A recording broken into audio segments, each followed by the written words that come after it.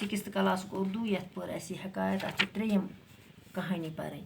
میں نے کبھی قسمت کی خرابی یا آسمان کی سختی کی شکایت نہیں کی. ایک بار ایسا ہوا کہ میں ننگے پاؤں تھا اور جوتا بھی نہ خرید سکتا تھا. اس گام میں کوفہ کی مسجد میں داخل ہوا. وہاں میں نے ایک آدمی کو دیکھا جس کے پاؤں ہی نہیں تھے.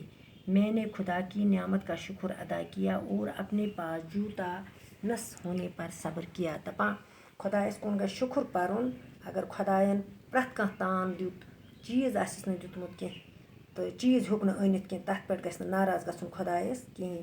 اگر خۄدایَن أچھ دِژ کَن دِتۍ اَتھٕ دِتۍ بُتھ دیُت ہٮ۪س تہٕ ہوش دِتُن تَتھ پٮ۪ٹھ گژھِ کَرُن شُکُر خۄداے سُنٛد. پَتہٕ چھِ اَتھ لفظ معنی بۄن کُن. پھرتی گوٚو چالاکی، ترکیب سوچنا گوٚو تدبیر سوچنا، اجالا گوٚو روشنی، کھوئے سے کھویا اچھلنا گوٚو نہایت ہی بیٖڑ بار ہونا ہجوم ہونا، نعمت گوٚو مال و دولت. وۄنۍ چھِ اَتھ سوال کَرٕنۍ یِم کَرو أسۍ پگاہ.